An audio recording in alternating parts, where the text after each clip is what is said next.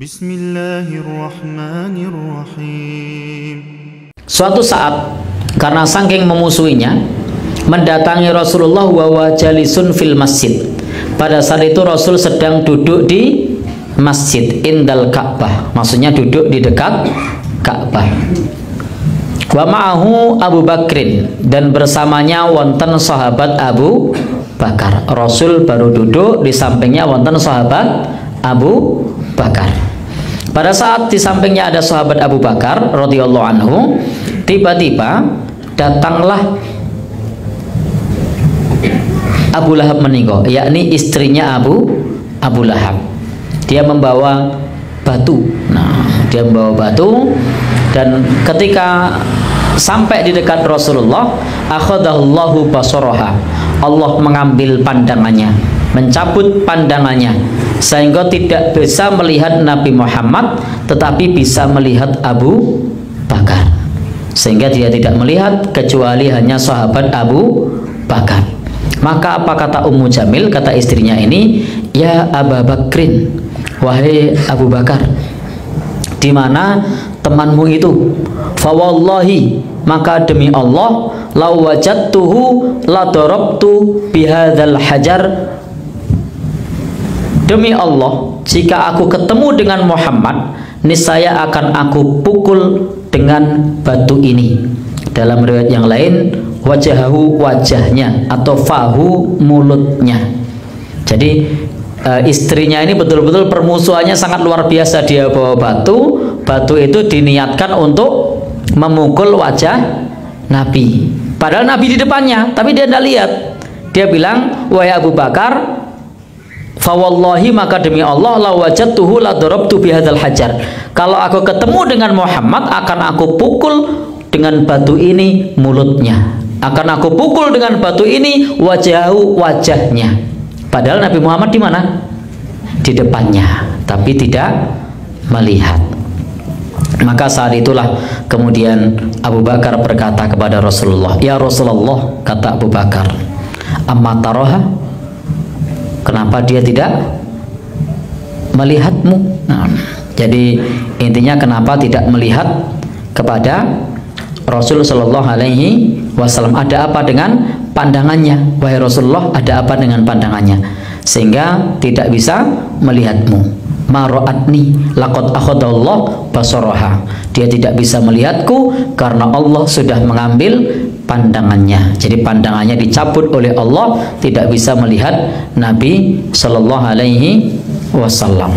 Itu pada saat hendak mencari Nabi kita Shallallahu Alaihi Wasallam, Nabi ditolong oleh Allah Subhanahu wa Ta'ala. Dan perhatikan dalam lafaz ini tadi, Ummu Jamil sudah masuk Islam apa belum? Belum. Tapi coba perhatikan kata-katanya. Fawallahi, dia bilang apa? Demi Allah. Jadi jangan anggap orang Mekah saat itu, orang kafir Quraisy saat itu tidak mengenal Allah. Mereka mengenal Allah.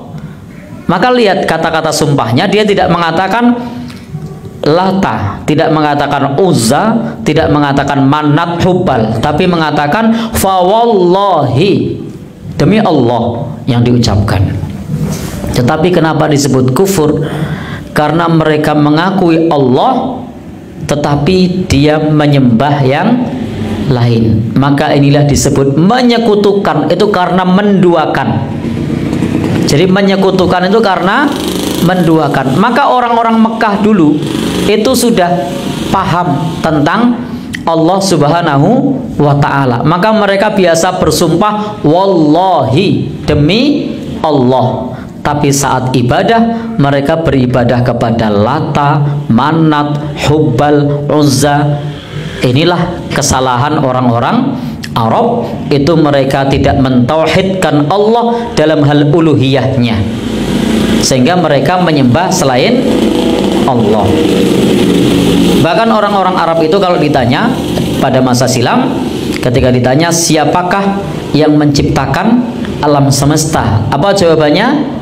Allah. Tetapi ketika mereka diminta untuk beribadah, yang disembah ada 360 berhala. Maka disinilah kita perlu di dalam memahami tauhid, itu harus uluhiyahnya benar, yang disembah benar. Harus rububiyahnya benar, asma wa sifatnya benar. Kenapa demikian? Karena tidak boleh kita hanya mengakui Allah yang menciptakan, tapi kemudian menyembah yang lain. Saya masih ingat ketika saya masih kecil dulu, salah satu tradisi di tempat kita itu adalah kalau lebaran sambang kepada yang sepuh, lalu menyampaikan salahnya. Masih ada tradisi itu di tempat kita? Masih ya? Nah, saya masih ingat dulu waktu saya masih kecil itu ada beberapa kaum kasepuan yang memang tidak sholat, zaman dulu banyak ya yang tidak sholat ya, tidak sholat, tidak ibadah, tetapi kalau bikin sesaji itu sangat rutin. Setiap malam Jumat, kok apal? Ya, tiap malam Jumat kliwon. Tapi apa yang diucapkan coba kalau pas Idul Fitri itu? Muga-muga dosa iso lebur sah sampurna dinten menika, kersane Allah, gitu. Padahal kalau sesaji yang disebut nama siapa? Nyai Among, Kiai Among iki lho tak sangoni ketan kolak sego golong, ngoten to? Momongan putuku aja dimomong cedak-cedak kali, aja dimomong cedak-cedak geni, momongan putuku cedak-cedak rezeki, gitu toh.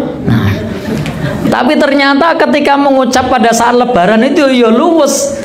Mugi-mugi saged lebur sah sampurna dosa-dosa kita ing dinten sak menika kersane Allah. Nah, kita mong sak drema nyeksani, ngaten niku nggih. Nah, itu mirip kondisi menika kalian kaum Quraisy. Podo nyembah berhala tetapi lisannya menyebut nama Allah. Nah, simbah-simbah kita rumiyin nggih ngaten, lek gawe sajen mempeng nyebut Nyai Among Kiai Among, tapi nek pas lebaran ya nyebut nama Allah. Nah, ono angin gede ngono wae. Nah, simbah-simbah kita riyen mboten kok Allahumma la taqtulna bi ghadabika.